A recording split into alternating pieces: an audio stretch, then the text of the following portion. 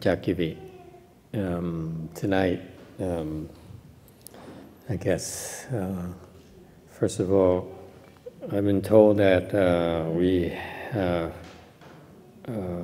featured on the Modern Buddhism magazine, edition January 2019. Nhất là thông báo cùng quý vị, chúng ta được nêu ra, được nói bàn về trong cái tập cái cuốn sách gì đó Phật giáo thời đại, thời đại này. This is a don't be fooled by this. This is about 10-year-old photo in 10 năm, so I doubt they can recognize me anymore. Chắc sau 10 năm không ai nhận ra được thầy đâu. This is taken about 10 years ago, I think, several years ago at least. Cái hình này là chụp ở cách đây 7-8 năm trước ít nhất. Okay. Chắc không nhận ra được thầy đâu. But this Buddhist magazine here, Shana, can you tell us about it? It's a Korean Buddhist magazine. It's been around for quite a while. Yes, okay, go ahead.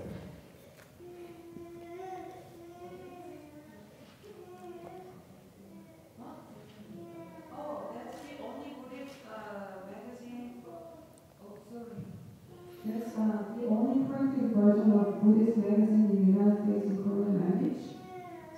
And we plan to publish articles with different thoughts of everyone. Đây là cuốn sách tập san về Phật giáo mà dùng ngôn ngữ tiếng Đà Hàn ở xứ Mỹ này. Cái cuốn sách duy nhất mà mỗi tháng họ in ra, và họ có những cái đề mục mỗi tháng khác nhau. Alright. And what does the article say? Is it good or bad? Have you read it? Not yet. I saw the photos. Okay, just they only look at the photo. They haven't read the article yet. There's one article about our Wei Mountain Temple, the cultivation, and our meditation class information, and Mahayana Buddhism, the interview between you and Stella, and then there's one article about Chan meditation in the park, how we have all different religions and ages and races come and join to meditate. And then we have the third article about Mary Jo sharing her experience with her patient. Các cái bài khác nhau. Về thiền, về lưu sân tự, về cái chương trình mình dạy thiền ngoài chùa. Okay, so it's interesting. Yeah, I'm really still amazed on how quickly the Korean Buddhists pick up the Mahayana concepts on Buddhism that we present. Có thể là cái người Đà Hàn đó, người ta có thâu thập những cái quan niệm về Đại Thừa mình nó rất là lẹ. I noticed that most of these Buddhists that I met, including the reporter who interviewed me for 2 hours here for this articles here about Mahayana, our brand Mahayana. Nhất là thầy nhớ khi mà nói khi mà cái người mà phỏng cái người gì đó reporter, cái người gì đó phóng sự viên, người ta tới ta phỏng vấn thầy về cái Phật pháp đó, nói về cái Đại Thừa đó, thì nói 2 tiếng đồng hồ. And I remember that most of the questions are based on Hinayana knowledge. Thì những cái câu hỏi của cái cô đó toàn dựa trên là cái sự hiểu biết về tiểu thừa. She's been reporting. He reported for how long now? She's been working in that magazine for how long? Practicing Buddhist, meditating a lot. Cô này thích thiền, thích nghiên cứu về Phật pháp từ lâu rồi hả? Right? She's not Buddhist at all. Okay. And yogi. Yogi and mindfulness meditation. Cái này cô này dạy về thiền, dạy về cái thiền chánh niệm. And so her knowledge on Buddhism, actually she's well prepared. Cô chuẩn bị kỹ lắm. And she came with a lot of questions, but the questions were based on Hinayana knowledge. Thì cái hiểu biết của cô nó dựa trên những cái sách vở của tiểu thừa. Okay. So when I told her about the Mahayana Buddhism concepts, Buddhist concepts, khi nói về những cái giáo lý đại thừa mình, I'm amazed it's so typical of many Koreans. Rất là nhiều người Đại Hàn đó như vậy. They are very receptive to Mahayana concept. Họ nghe, họ thâu thập được. Whereas a lot of people, including my master's disciples, when they hear about my explanation of Mahayana concepts, they don't accept it even. Mà thành thật mà nói, rất nhiều người đệ tử của Ngài Tiến Hóa đó, cái dòng bên kia đó, cái phía bên kia đó, nghe thầy giảng về Pháp Đại Thừa, họ cũng không có tin nữa luôn. So it's amazing. So I find it very, very interesting. Đây chuyện hơi lạ. Okay. Clearly, the Koreans have a lot of Mahayana roots that makes them very, very, very interesting potential. Thành ra người Đại Hàn ta có nhiều cái căn cơ nó hay lắm. All right. Any questions or comments? Ai có ý kiến thắc mắc gì không? So I hope you read it and tell me what it is. Because my Korean is still at the alphabet level. Thì người biết tí mấy cái đánh vần ABC thôi, thì Hàn thôi chứ còn chưa có đọc được. All right. All right. Tonight, let's continue discussing Master YongHua's treatise on enlightenment. Tối hôm nay mình tiếp tục nói về cái bài luận án của ngài HuiHai về cái giác ngộ. He says enlightenment is achieved by working at the engine, the root source of enlightenment, which is the mind.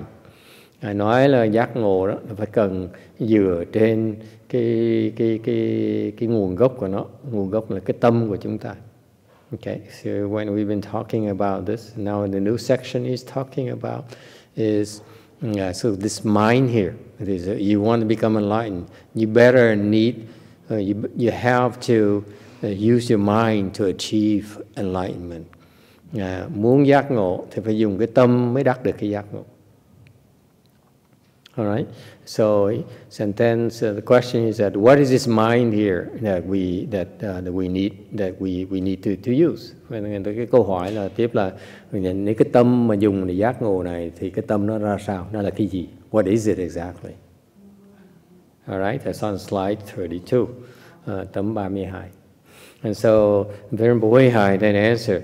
He says, mind has no color, such as green or yellow, red or white. It's neither long or short. It does not come or go. Ngài trả lời là cái tâm nó không có màu sắc, chẳng hạn như xanh hay là vàng, hoặc là đỏ hay là trắng, không có ngắn, không có dài, không có đi mà không có tới. Okay. All right. So what is this mind? It has no color. It has no shape. It has it doesn't come, it doesn't go. Nói cách khác là cái tâm ông ngài nói nó cái tâm nó không có màu sắc, nó không có ngắn, không có dài, không có hình tướng, nó cũng không có đi, không có tới. All right, this is what the mind that we're talking about. What mind is this? Cái tâm là tâm gì vậy?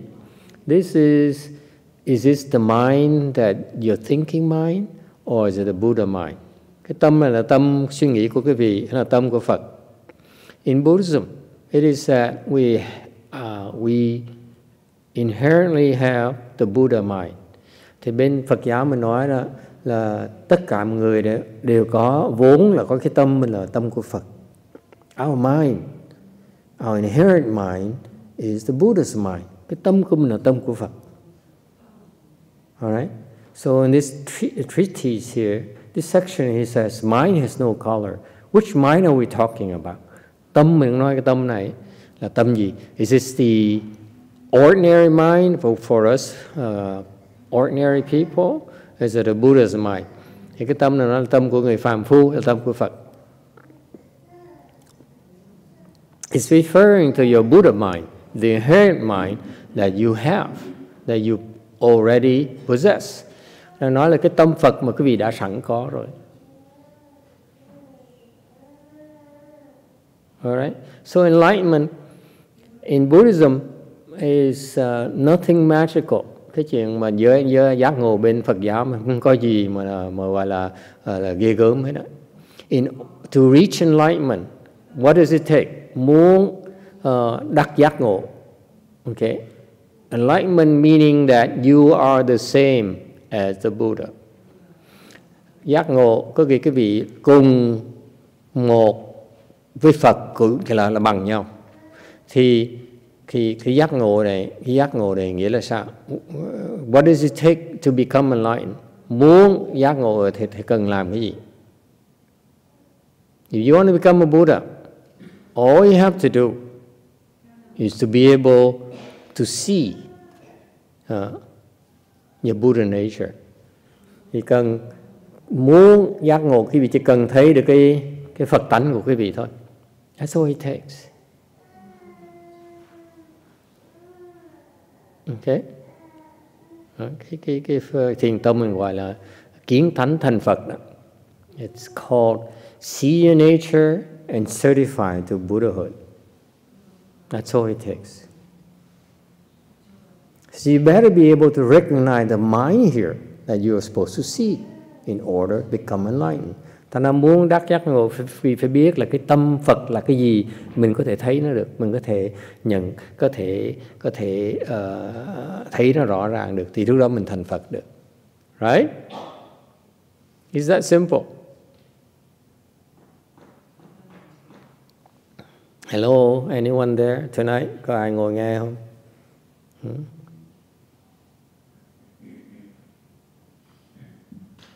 All right. So this mind here, this Buddha mind that you have, has no color.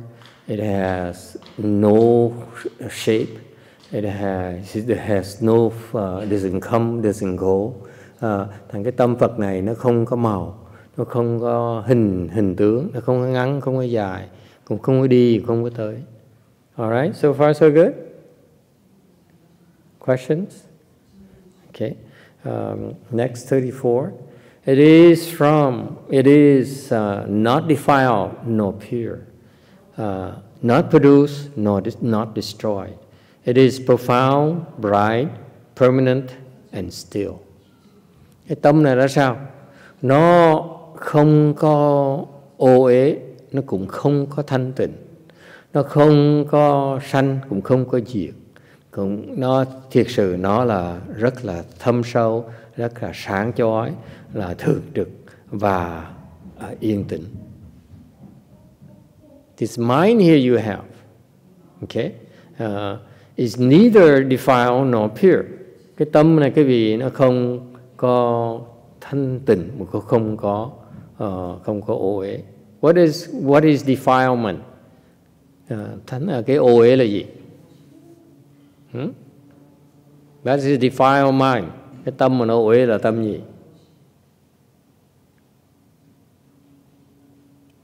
Do you have a defiled mind? Cái tâm cái việc có uế là không?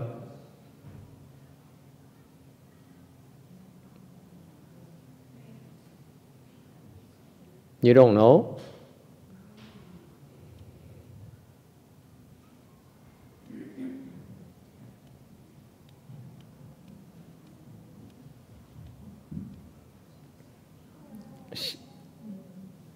No idea. Tâm ô uế là tâm phàm phu phải không thầy? tâm không full of. It is said that ordinary people's mind is defiled. What does it mean by that? Cái tâm mình ô uế nghĩa là sao? It is full of greed, of anger, of stupidity. Ô uế có nghĩa cái tâm mình nó nhiều cái tham, nhiều cái sân, nhiều cái si. So far so good. When it's pure, then it's free from greed, from anger, from stupidity. Nó thanh tịnh là lúc mà cái tâm quý vị nó không còn tham, không còn sân, không còn si nữa. What does it mean? That a thought of greed can no longer arise inside your mind. A thought of anger when someone insults you doesn't even rise in your mind. Người ta tới ta mắng nhiếc quý vị, ta đánh đập quý vị, they beat you up, they hurt you, they harm you. A thought of anger does not even arise. Người ta đánh đập, ta hành hạ mình, ta mắng giết mình, ta xài xệ mình, không có cái tâm hội tâm giận, cái tư tưởng giận nó không khởi lên nữa.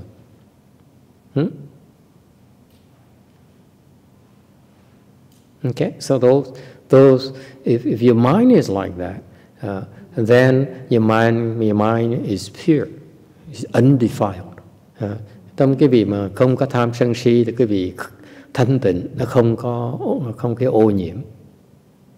So far so good. So this is not theory. This is a reminder to look at ourselves. Cái này không phải lý thuyết mà nói tới cái tâm của mình. Okay, mình nhìn tới cái tâm của mình. It's describing, it's talking about us. It says, is our mind defiled or pure? Mình tự hỏi, cái tâm mình nó thanh tịnh hay tâm mình nó ô nhiễm?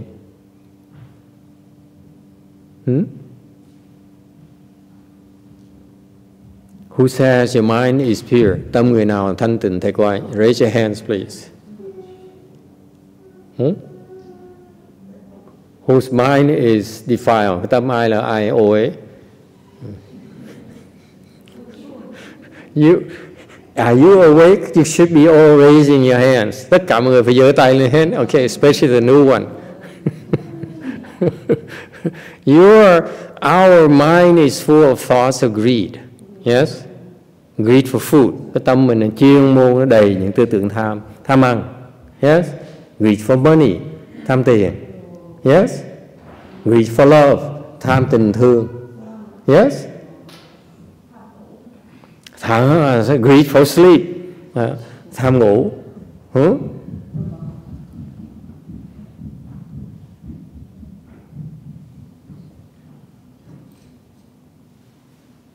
That's your ordinary mind. Đó mình nói về cái tâm phàm phu của quý vị. Is it possible you have a truly Buddha mind that is free from greed? Quý vị có thể tin quý vị có một cái tâm Phật mà nó không có tham lam hay là không? Is it possible? Có thể có là không? No way. Someone says impossible. Người nói không thể nào có được. How is it possible? Yes. Is it possible when you still have a physical body? I'm sorry? Is it possible to free from greed, anger, and stupidity 100% when you still have physical body? Yes. Is it possible to have no greed, no anger, no stupidity when you still have your physical body? Not this, a physical body, your physical body. It's much more personal. Not just a physical body. One's physical body. Is it possible? The answer is yes. Để câu trả lời là có được. Okay. Any physical body, you can be free from greed, anger, stupidity. Cái thân này nó không thể nào hạn chế cái vị được. Quý vị vẫn không có tham sân si với cái thân này như thế. Yes, ma'am. Do we have a proof that actually it's possible? Do we have actually proof it's possible? Mình có bằng cớ là không? Someone has been listening to my lecture since last night, at least. What proof do we have? Huh? Bằng cớ ở đâu? And they demand proof. What proof do we have? Bằng cớ là sao? Yes, ma'am. It is not possible, then we cannot be progress in our practice.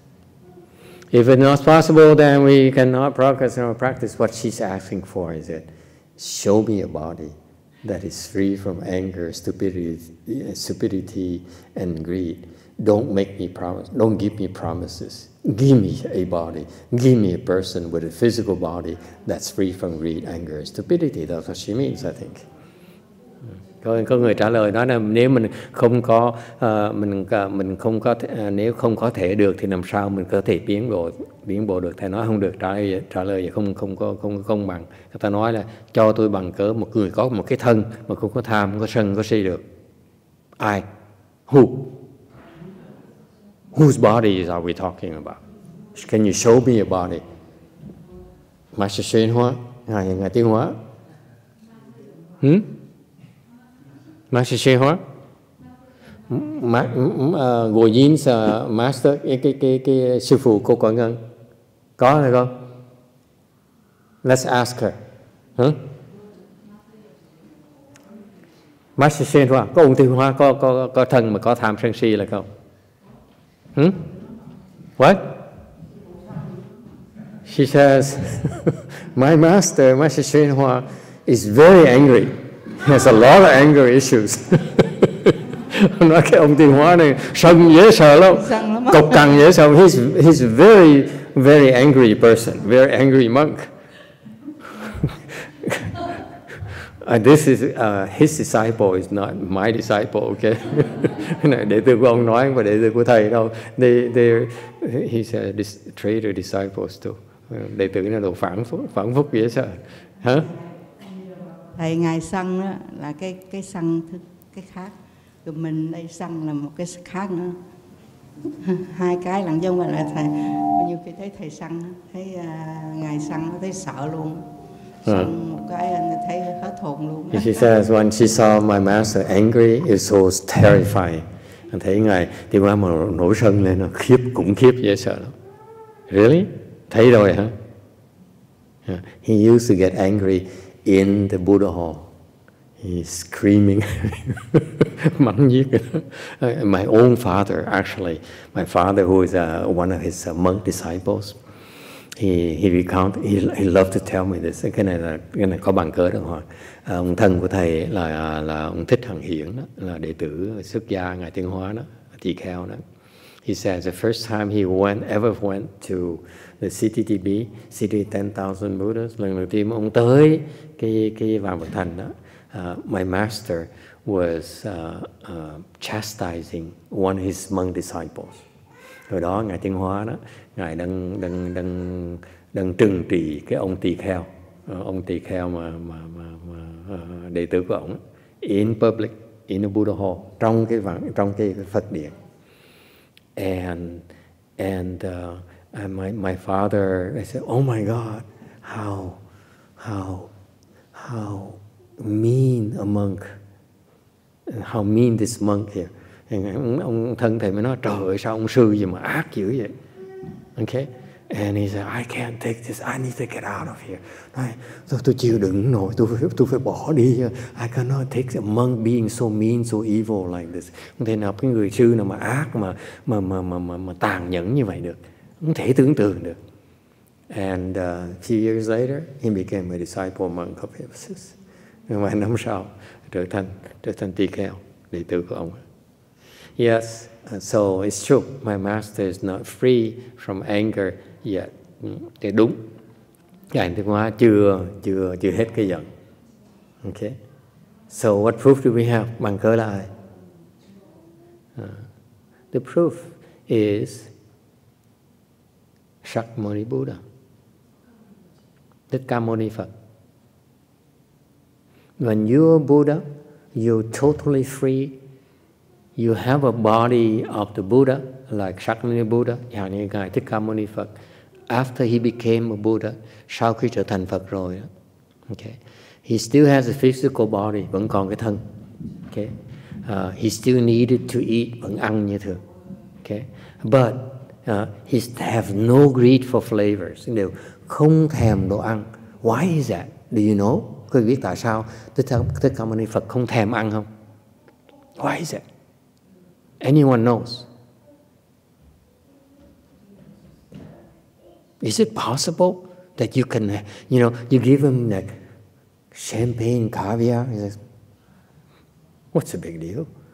Mấy đồ ăn ngon nhất thế gian này đưa cho ngài đó. Is it possible? I find it hard to believe. Có những đồ ăn ngon thế gian. I can think of bulgogi, kimchi, and phở, and all those things. How can you not salivate? Những cái đồ ăn ngon nghĩ tới mình chảy nước miếng. I mean, a plum. I think a plum is salivate. Nghĩ tới mấy trái táo, tới mận là là nước miếng nó chảy ra ngay. Đúng không? Yes or no? How can you not salivate? Oh, this is good food. I mean, you must have some food. But for the Buddha, he has no greed for flavors at all. Đức Phật không có tham ăn gì hết. Is it possible? Yes, ma'am. You want to ask? Maybe back then it's easier because you don't have Italian food.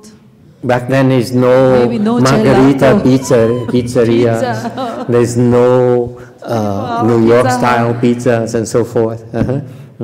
Hồi trước không có back then no Korean food yet. Hồi xưa chưa có đồ ăn Đà Hàn. Okay, no phở. Vietnamese is still dwelling in the heavens. Hồi đó người Việt Nam vẫn ở trên trời như thường. They haven't migrated down to the earth yet. Okay. Okay, so but it's still back then there's curry already. Đời xưa đó bên Ấn Độ đã có được curry rồi. Curry. How can you not like curry? Sao không thèm ăn curry được? How is it possible? Tại sao không thèm ăn được? This is even an example. How is it possible? How is it conceivably possible that the Buddha is not greedy for flavors? How is it possible? Mà sao Đức Phật mà không tham ăn được? Because, come on, Theo Sunim, you are a sutra learner. What proof do we have? These Westerners, Theo Sunim, these Westerners, these young people, they said, what proof do you have? What proof do you have? That's what they always do to us. What proof do we have?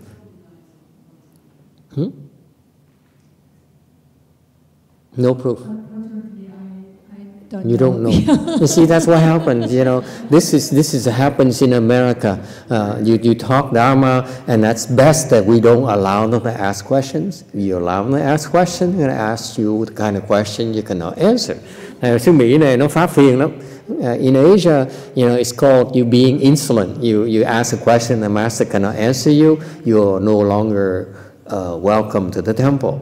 Okay, but here in America. These young, irreverent people, they said, so you're just like the old monks as well. So Buddhism is not for me, they say. The proof is that the Buddha, whatever he eats, okay, he has his blessing called. Thì có một cái phước báu. He says that anything he eats, it's so tasty by itself.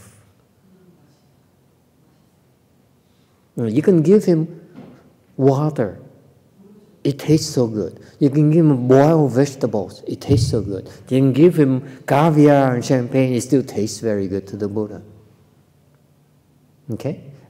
Người ta nói rằng Đức Phật có một phước báo rất là lạ, là bất cứ đồ ăn gì mà ăn vào ngon dễ sợ, ngon hơn là cao lương mỹ vị nữa. Và như cho uống nước không nó cũng ngon hơn rượu nữa, cho ăn đồ luộc không cũng ngon hơn đồ ăn cao lương mỹ vị nữa. Đó là phước báo của Phật. It's called the Buddha's blessings. Alright, that's why as one of the proof is that he is not greedy for flavors anymore. Ngài không có thèm đồ ăn nữa, because whatever you give him cannot taste, it will naturally taste good to him. Tự động nó ăn nó ngon như vậy. Analogously speaking, when you go to the heavens, chẳng như cái vị tương tự như vậy, cái vị bay lên cõi trời. You live in heaven, heavenly food is much tastier than the food down here. Chẳng như đồ ăn trên cõi trời đó, nó ngon hơn đồ ăn của nhân gian mình. It's written in our scriptures, yes, tells me that heavenly food is far better than our food down here. Chẳng như cái đồ ăn của trên cõi trời nó ngon hơn đồ ăn dưới này. It's a fact. Okay, that is why in the story of Buddhism there used to be monks who receive heavenly food offerings every day, and they say, "Oh wow, this food is so good," and that the other monks got jealous, and they had to come and steal the food and to taste it. Say, "Oh wow, this is really good." Đời xưa có mấy ông sư đó có đạo đức quá, thành là người ta mới gọi thiên nhân ta xuống cúng dường đồ ăn trưa, mấy cái ông thầy các tới ăn khắp, để qua thử nói đồ ăn cõi trời nó ngon chừng nào. Thực sự nó ngon, it is much better than ours. All right. However, if you were to go to the Western Blissful Land, the food is even better. Qua bên kia đồ ăn còn ngon hơn nữa. Okay, so what does it mean? It's about your blessings. Cái nói là về cái phước báo. Okay, we are greedy for flavors because our blessings are not complete yet. Mình tham ăn là tại vì cái phước báo mình vẫn chưa đủ. When your blessings are complete, okay, then nothing can impress you anymore. No flavor can impress you anymore because you have the blessings to enjoy them all already. Cái lý do cái vị khi mà phước báo cái vị nó vẹn toàn rồi, thì không có một cái hương gì mà cái vị thiếu thốn cả. You are not lacking in any flavor conceivable at all. That's why you're no longer greedy. Mình không còn thiếu gì nữa. That's why, for example, we're lucky. The old nun there gave us some tea. Chẳng hạn như sư cô đó cho cúng cho chùa một cái loại trà phổ lý, very old tea. I'm bragging right now. And so we make it a point of sharing with everyone. Chúng tôi mới cố gắng có duyên thì chia sẻ cùng mọi người. For what purpose? Tại sao như vậy? Because I believe that if I allow my students to enjoy that, to taste that, okay, they won't be as tempted by others, by tea. Nhà thì lý do thầy chia sẻ cùng sư cô Đại Hàn, mấy cái sư cô này nọ, mấy người nào nọ, để cho họ khi mà họ thưởng thức cái trà đó rồi thì người khác không thể nào dùng cái trà để mà tiêm nhiễm họ được, để mà thử thách họ được, để giật dây họ được. Okay? Similarly, the Buddha has the blessing so complete that he can have any flavors he wants. Như Đức Phật cũng vậy, Ngài có cái phước báo nhiều quá này, thành bất cứ cái hương vị mà trên cái trọi vũ trụ này Ngài muốn, Ngài đã có hết rồi. He has it all already.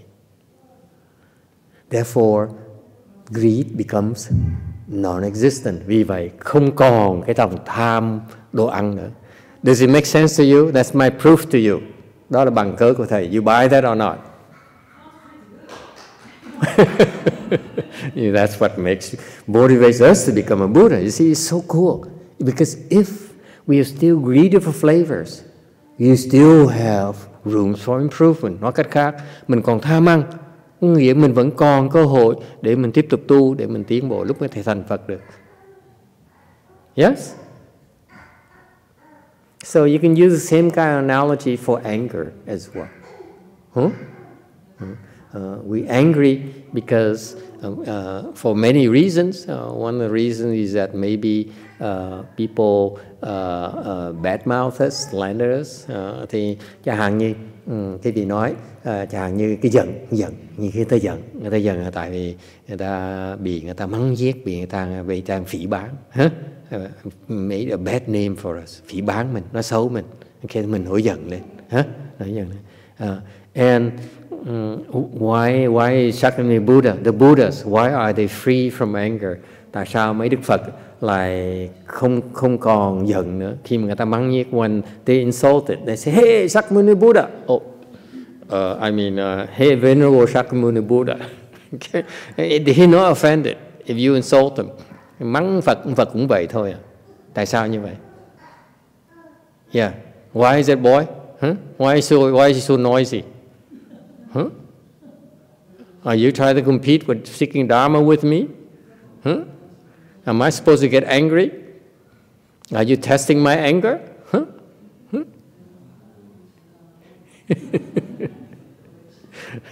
Huh? So why isn't he angry when people insult him? Tại sao Đức Phật không còn giận nữa? Huh? Phật á, người ta mắng giết, người ta mắng, người ta chửi rồi, Đức Phật không giận, không hờn, thì cái định lực của Đức Phật còn cao nữa. Yeah, absolutely. He has such high samadhi power. You yell at him, it's just like a dog barking or like a boy making noise when you speak Dharma. It shouldn't bother you. If you have samadhi power, mình có định lực thì nó mắng mình cũng vậy. Thì mình giống như mình có định lực hơn thằng nhỏ thì nó la hét mình cũng tỉnh bơ, nhầm gì đâu, right? There's many ways to slice it. You can say he has the Buddha samadhi power, therefore the insult cannot affect him at all. Nói cái định lực của Đức Phật mạnh quá, không ai có thể nào mà xâm phạm ngài được, không thể nào đồng cái tâm ngài được. You could say that the Buddha is no more ego. Thầy nói là Đức Phật không còn cái bản ngã nữa. If you have no more ego, who's getting angry? Không còn bản ngã thì ai là giận nữa? Who's greedy? Ai là tham ăn bây giờ? There's no one there. Or you could say that the Buddha is the same as a person. His substance is the same as a person who insults him. Có thể nói cái người này, Phật là giống như cùng một cái thể với là một cái người mà mắng nhiếc mình. Sao người mắng nhiếc không mắng nhiếc cũng vậy. It's the same thing. Whether one hand scratches the other, hit the other, it's still the same. Yes? Người vuốt ve, người đánh cái tay cũng là cùng một cái thể của mình. There's no difference. Yes? So, in brief, we don't have a lot of time to explain into great detail exhaustively all the reasons why there's no the Buddha has a body, but he has no greed, anger, and stupidity. Thầy cho một cái vài ví dụ thôi cho quý vị thấy Đức Phật á, lúc mà thành Phật rồi đó, when the Buddha comes to our world and he realizes Buddhahood, trở thành Phật rồi đó, and then he's free from greed, anger, and stupidity. Cái người đó trở thành không còn tham, không còn sân, không còn si nữa. And which is that person is who? Người đó là ai? It could be you. Có thể quý vị nữa. If he can become a Buddha, so can we. Ngài đã thành Phật được rồi thì quý vị cũng trở thành Phật được nữa. Yes?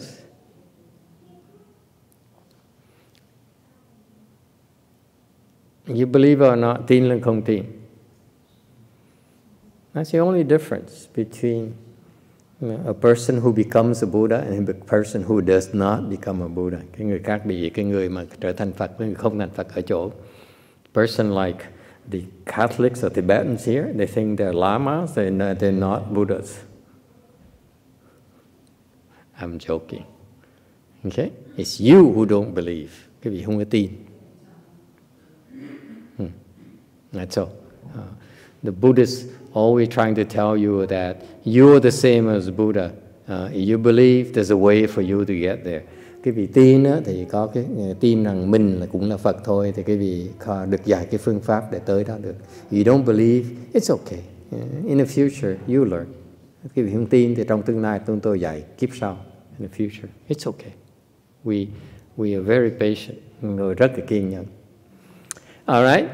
So does that answer your question, ma'am? Does it make sense to you now? I have a proof that one person in the history of mankind called Siddhartha has a body and he's free from greed, anger, and stupidity. Anh thầy chứng minh rằng rõ ràng trong lịch sử là mình có một người tên là Thái tử Tất Đạt Đa đó, trở thành Phật và không còn tham, còn sân, còn si nữa. Mà riêng Tất Đạt Đa không, mà quý vị thấy biết bao nhiêu người trong cái lịch sử Phật giáo mình đã làm Phật hóa thân tới. You remember in history of Buddhism, there's a lot more examples. Like Buddha, transformation bodies of Buddhas who appeared in our world. Okay? One example is Dụng Miễn Sâu. Dụng Miễn Sâu.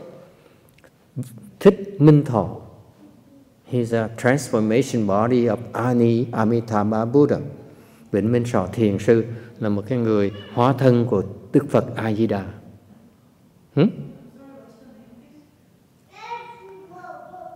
There you go. Ghế cô. Dùng Miễn Sâu. Vĩnh Minh Thọ Thiền Sư. You know Dụng Miễn Sâu, right? Very famous, 6th Pure Land Patriarch. Look up his name, 6th Pure Land Patriarch. He used to be a chant master. He became enlightened by practicing chant, and then he decided to teach Pure Land instead of chant to save living beings. And he happened to be a transformation body of Amitabha Buddha. Okay? And then later in the history of Pure Land Buddhism is also a patriarch called In Quang. In Quang. Ấn Quang Đại Sư. He's a 13th patriarch. 13th or 14th. I don't remember anymore. Ấn Quang Đại Sư là 13 hoặc 14. Tổ sư thứ 13, 14 của Thiền Tông, của Tịnh Độ Tông. He's what? He is Great Strength Bodhisattva. Ngài là Đại Thế Chí Bồ Tát. Great Strength Bodhisattva is actually a Buddha already.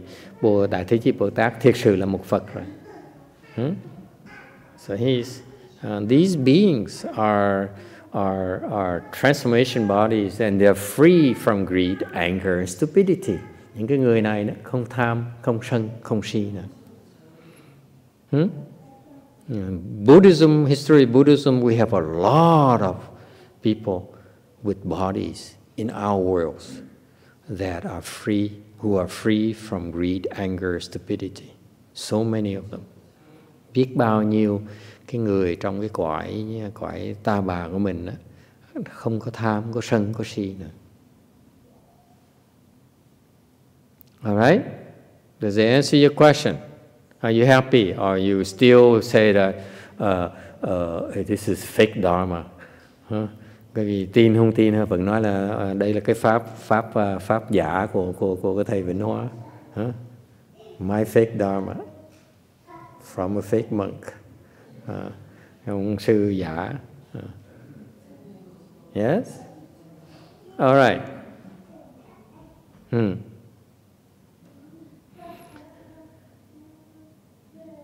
So this mind here, this Buddha mind here, that is something we all have. Cái tâm Phật này là cái tâm mà ai cũng có sẵn rồi. Okay. How different is it from this ordinary mind? Cái tâm Phật với tâm phàm phu này là sao? Your ordinary mind, okay. Cái tâm Phật với tâm phàm phu, quý vị, tâm Phật nó khác nhau như nào? What is the difference between the ordinary mind and the Buddha mind? Anyone?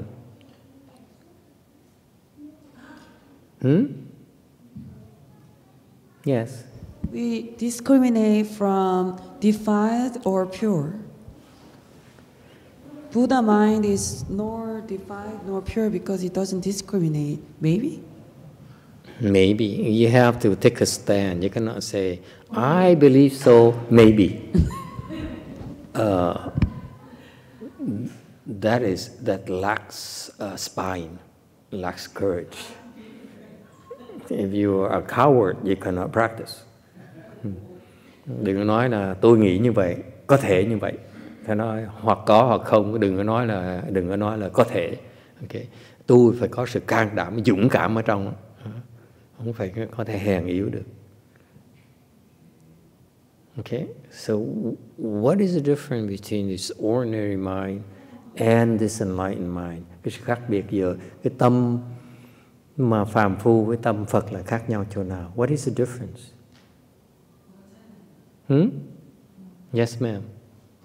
Minds, they're afflicted and scattered.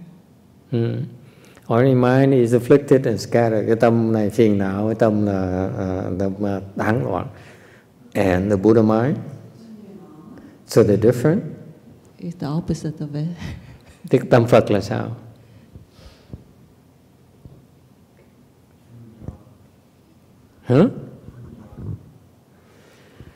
Your ordinary mind is not different from the Buddha mind.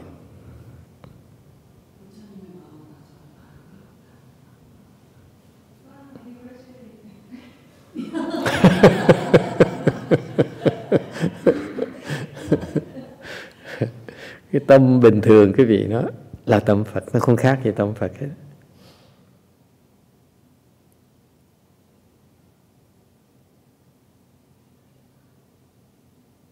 What proof do we have? Bằng cớ chỗ nào?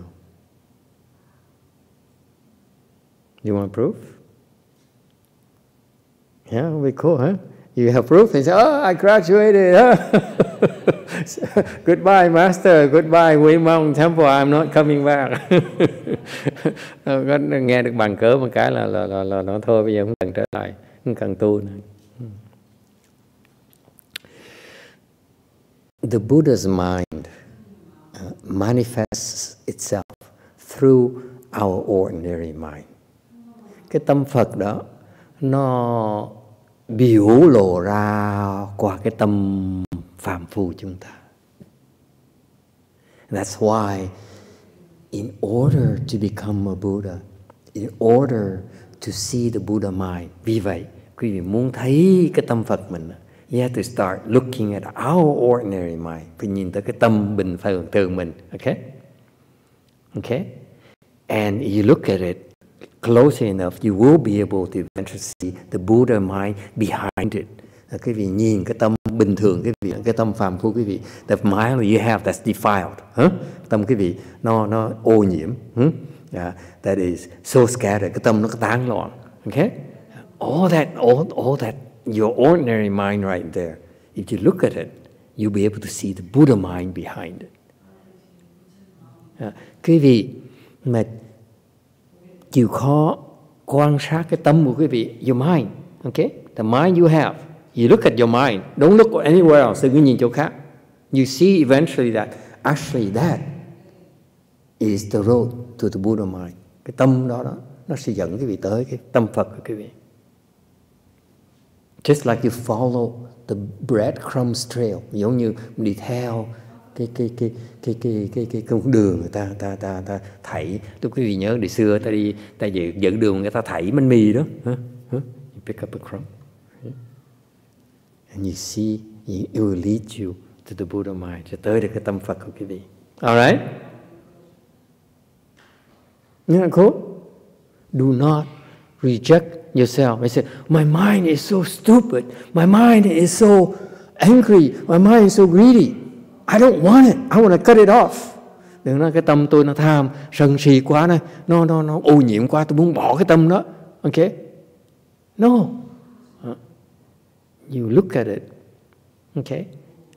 And you study it. Okay? You see your true mind, your ordinary mind, and you eventually see the true mind behind it. Cái nhìn cái tâm bình thường quý vị, quý vị sẽ thấy được cái tâm Phật quý vị ở sau đó. It's right there, right behind it. It's not that far, không có xa đâu. Cool. That's the Chan meditation school. Đó là cái tông phái của thiền của mình. Look at your mind. There's a way to look at it, and the more you understand your mind, the more you recognize the Buddha mind behind it. Nhìn cái tâm mình đó, the tâm greedy mind that you have, The mind is skeptical, says, you are a fake. Yes. Okay? You are true. Yes, that's true too. Okay? You are a liar. That's true too. Okay? You all that. You look at all that, and there's a way for you to perceive the Buddha mind behind it. Cool? Many people have done it before. Many of these Chinese people. Biết bao nhiêu người, quý vị thấy cái tâm mà tham lam, cái tâm mà bủn xỉn, cái tâm mà tồi bại, hạ cấp. Nhìn nó, cái thiền tông nhìn những cái tâm đó, từ từ mình thấy được cái tâm Phật ở sau nó. Yes, ma'am. When you become a bodhisattva, do you automatically become Buddha in the future? It's like no going back? You will become a Buddha yourself. Why do you have to look at bodhisattvas? Your mind is a Buddha's mind already. To be realized. Huh? Practically speaking. Why do you look down upon yourself so much? Okay. You say, are bodhisattvas so special? I say, yeah, they're special, so are you. Sounds good? Do I sound like Augustine now in the midnight sermons? You deserve to be happy. You deserve to be a Buddha too. Cool? It's the truth. It's not false promises. We have the technology. We have a track record of people who have practiced chant, who have practiced Buddhism, who have become Buddhas. Starting with a very defiled mind like ours. Look at Shakyamuni Buddha. Quý vị thấy Ngài Thích Ca Mâu Ni sao? What? He's greedy of flavors. Tham ăn. Not true? Remember, after he shaved his head, sau khi Ngài xuất gia, and he started begging, because monks back then, true cultivators, you're not supposed to cook for yourself. Từ xưa đâu có ai nấu ăn đâu. You don't cook, what is it? Bean sprout soup. Come on, that's beneath you. Okay, you don't make kimchi for yourself. You don't do pho for yourself. Don't do pho. Okay, you don't do that. Back then, so as a true cultivator, you go and beg for food. Okay, cái người mình chân tu đó. Okay, người ta không nấu, mình tự đi xin đồ ăn thôi. Okay, back then. Okay, not anymore. Today we have a new technology. Okay, but talking about way back in the Buddha's time. He went there and he was a crown prince, and after he shaved his head, and people gave him food because he begged for food. Lúc trước là làm thái tử, ăn đồ ăn ngon lành. Sau khi mà đi làm người xuất gia rồi, đi xin cái đồ ăn. So people gave him food, everyone gave him food, and he came back. Người ta cho bố thí đồ ăn đem về nhà. He looked at say, oh my God, there's soup, there's wet stuff, there's all kinds of things mixed together. Mấy nó thấy nhìn cái tô hoang đồ ăn mà nó bầy nhầy với nhau. Còn này có súp này, có đồ ăn giòn, có ăn chín, nó loạn sang ngồi trong. He said, my entire life as a crown prince, it all comes in small different dishes, and now it's all lumped together in one bowl called arm's bowl. How disgusting!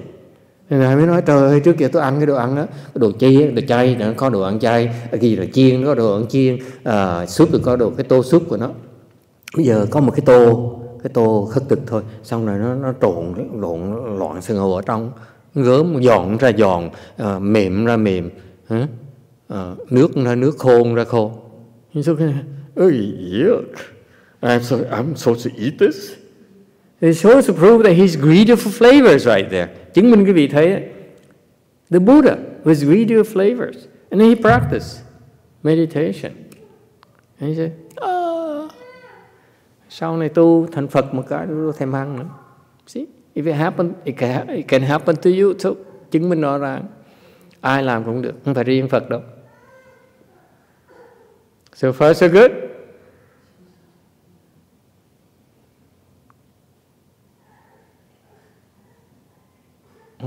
So this mind here. If you discover, if you backtrack from if you look at your own ordinary mind, nhìn cái tâm bình thường của mình đó, okay, you shed it of greed, of anger, of stupidity. Phương pháp là sao? Quý vị nhìn cái tâm bình thường quý vị đó, bỏ cái tham, bỏ cái sân, bỏ cái si. We talked last night about how to do it, didn't we? Tôi ngày hôm qua bắt đầu dặn gì quý vị sơ cách mà làm sao bỏ, right? You don't know what it is, so go back to last night's Dharma talk, and you find out we started explaining to you already the secret how to do that. Tối hôm qua thầy giảng quý vị một cái bí mật mà để mà quý vị bỏ cái tham, bỏ cái sân, bỏ cái si rồi, ok. Mình trở lại coi cái đó. And if you do that, you will find that your Buddha mind, đó quý vị thấy được, bỏ cái đó, làm theo phương pháp mà bỏ được, quý vị thấy cái tâm Phật, quý vị. The Buddha mind is actually very profound. Tâm quý vị nó rất là thâm sâu. It's very bright, nó sáng dễ sợ lắm. It's permanent, nó thường trực. And it is still, nó tịch tịnh. He's describing the Buddha mind right here. Đây là ông mô tả cái tâm Phật, quý vị, that you have behind your ordinary mind. Sau cái tâm bình thường cái vị đó, ok, là cái tâm Phật nó như vậy. Nó thâm sâu, nó sáng chói, nó thường trực và nó yên tĩnh, tĩnh.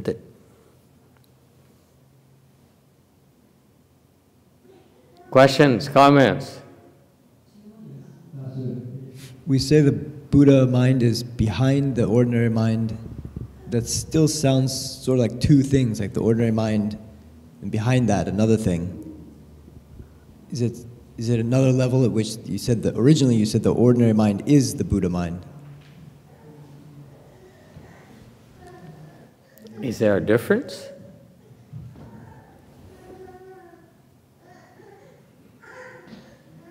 There's no difference. It's one and the same. It's like peeling off an onion. You peel off the onion, you peel off the onion. When you peel it off, that's the Buddha mind.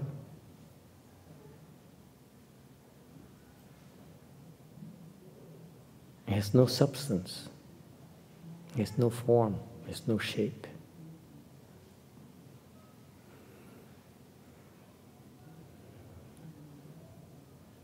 Nói vậy, cái tâm bình thường với tâm Phật có hai cái thôi, nó có một cái thôi nhé. Vấn đề là mình xả, mình bỏ, giống như mình bỏ cái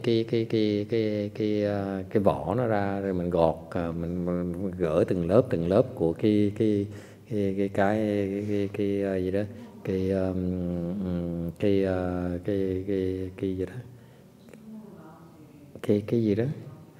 cái trái gì đó, trái gì ha? Không phải cái trái gì mà mình mà cô Quảng Ngân thích lắm đó, cái mà lột mấy cái bánh rồi xong mình lấy cái vỏ ra, mình chấm cái nước gì đó, cắn xong mình vứt cái vỏ đó, cái là cái gì quên rồi? Artichoke, yeah, artichoke. Mình bỏ nó hết rồi, cỡ hết tất cả rồi, còn cái chính của nó là tâm Phật. See, you can explain any way you like. It's still the same thing. It's one thing. It's the same thing. If you take it off, it's like you take off the rope and the sash and the rope. It's still the same thing. Underneath it, behind it, same exact thing. All right. Don't be stuck on terminology. Listen to the Dharma, immerse in the spirit behind it instead of the syntax or because when you stuck on the words, Your mind is thinking. It's your thinking mind is stuck on words. Too much mental processing. Just listen and forget it. The words are meaningless. Cứ hỏi là về cái tâm, có tâm bình thường với tâm Phật hai cái khác nhau thì nó đâu có đâu. Nó chỉ là một thôi. Cái gì nghe Pháp là chỉ nghe cho vui vậy thôi. Một là hai là 10 là cũng là một, cũng chừng đó thôi. Chỉ nghe vậy thôi. Nghe rồi xong rồi đừng có suy nghĩ. Cái nó ủa tại sao té ra cái tâm bình thường với tâm Phật hai cái nó khác nhau? Không có. Nghe nó là cái đó nó giống nhau, hoặc là một là hai nó cũng chừng đó thôi. Chỉ nghe cho vui vậy thôi. Đừng có suy nghĩ.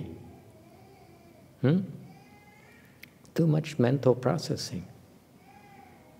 I've been teaching you that. You keep on sitting there and try to understand. There's nothing to understand.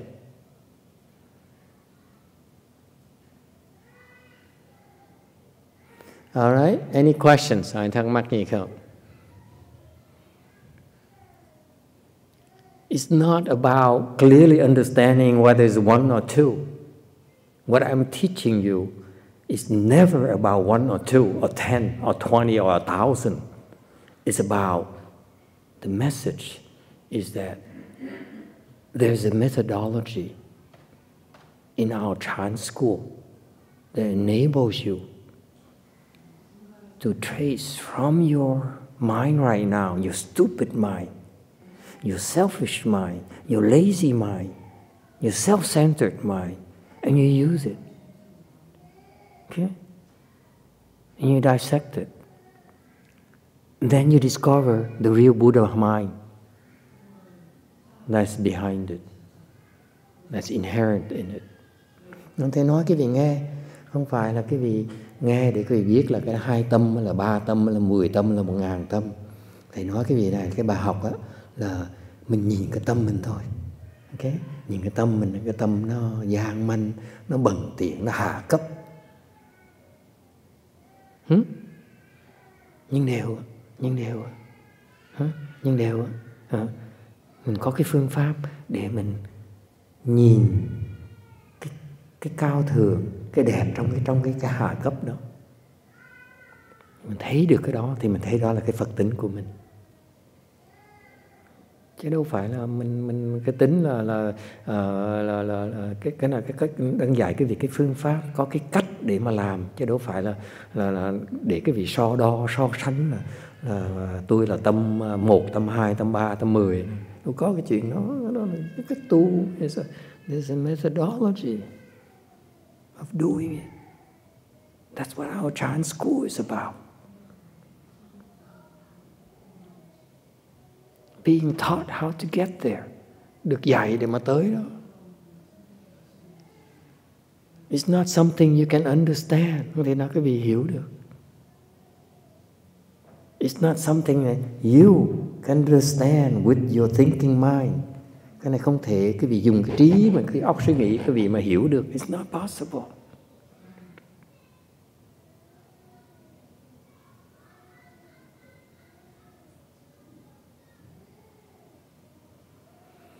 Questions?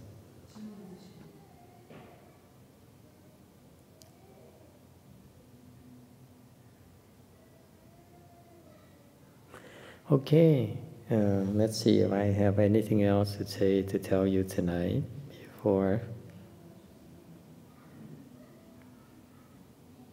And finally, slide 35. Okay. And he says, if you're looking for a form or a shape of your original mind, okay, if you really demand to look for a form or shape of this Buddha mind, okay, actually that's also called the Dharma body or the body of the Buddha. Có Ngài nói. He's very compassionate. He says, I know I talk about this.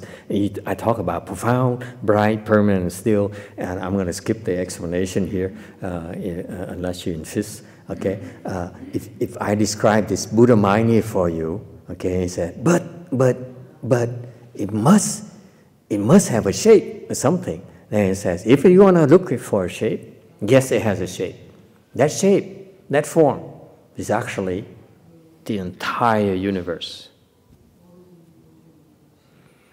Nên Ngài rất là từ bi. Ngài nói, tôi nói quý vị nghe, cái tâm này, tâm thâm tâm, cái tâm sáng chói, cái tâm thường trực, cái tâm yên tĩnh, tịch tịnh của nó là tâm Phật, là như vậy.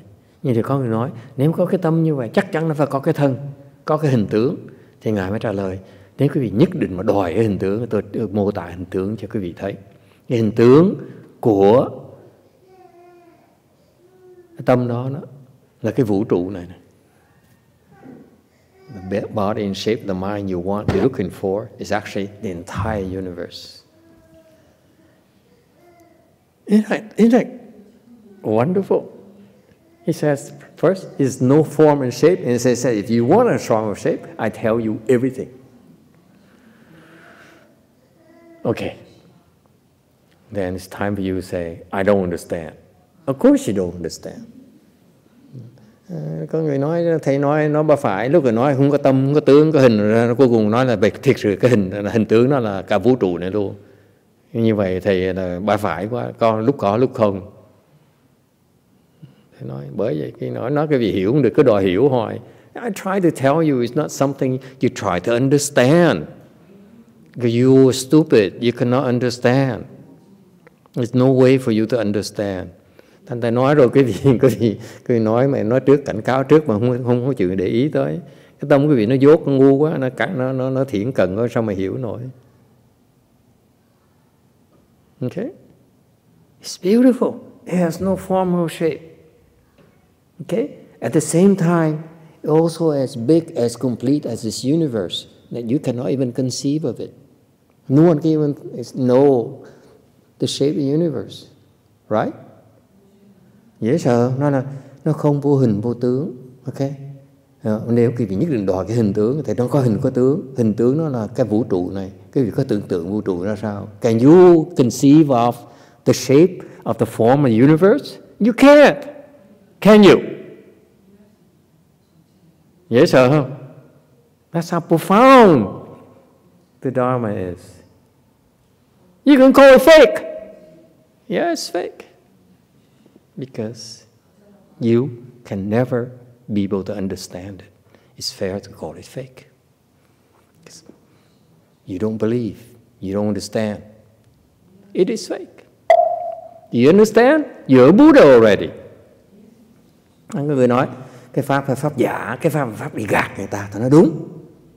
Quý vị không nên tin. Tại vì quý vị không tin được thì nếu quý vị nói nó là giả, nó là gian, nó là lận, nó là chuyện đi gạt người ta, có quyền nói như vậy. Tại vì cái sức quý vị chừng nữa thôi. Còn nếu mà quý vị mà có tâm Phật cái nói quý vị, đúng rồi. Giống như, just like trying to explain to that kid, what happened to that kid? Did Xian Tong kick him away? Did you say, you rejected the boy? Sucking mommy, huh? Okay, it's trying to make a kid understand. Okay, about Buddhism, it's not possible. Như vậy tôi con nít trong về cái Phật pháp làm sao nó hiểu được? How is it possible? All he wants is cashews. Cuối ngày tôi ăn hạt dẻ không à. That's all he wants every day. He comes to me and says, you give him a cashew. Oh, thank you. And he runs away like a dog. Okay? Isn't it cool? Yes, you're stupid right now, but eventually you see your real Buddha nature, because there's a way for you, all of us to see it. Thành mặc dù quý vị bây giờ chưa hiểu, không có tin, mình không trách được. Nhưng trong tương lai có cái phương pháp để quý vị tu theo con đường đó sẽ thấy được cái tâm Phật. You will see your Buddha nature. And then according to this great Chan master says, when you see it, it has a form, a shape. Okay? When you have that, you open your Buddha eye, cái quý vị mở cái Phật nhãn cái vị ra đó, that Buddha eye. You remember the externals talk of Buddha eye? They don't know what they're talking about, trust me. I don't know what we're talking about either because I'm no Buddha. Only the Buddha knows. There's something called Buddha eye. When you have become a Buddha and you open your Buddha eye, you say, I can see the entire my body. Just like you can see your own body. Lúc quý vị thành Phật, quý vị mở cái Phật nhãn quý vị ra, quý vị giống như quý vị bây giờ mở mắt mình ra, nhìn thấy được cái thân mình, lúc đó quý vị cũng thấy cái Phật thân quý vị luôn nữa. Only the Buddha have a Buddha eye. Not you, not you, not me. Okay? Đừng có hòng. Phật mới có được Phật nhãn thôi. Không phải cái gì có được đâu mà thầy không có nổi đâu. When you become a Buddha, okay? He says. The Mã Chủ says, this guy is right. Ngài Mã Tổ nói, ông này nói đúng. You remember? He's a disciple of Mã Chủ. Đây là đệ tử Ngài Mã Tổ. Mã Tổ nói, thằng này nó cái ông này nó mô tả đúng. He says, his treatise is correct. It's been verified, certified, đã được chứng minh là đúng, chính xác. By between us, I think Mã Chủ is a Buddha, but don't quote me. For him to certify this, he's got to be a Buddha. And đối với thầy nghi là Mã Tổ là Phật rồi, chứ không mới dám xác nhận cái chuyện này. All right, we stop here tonight. Thank you.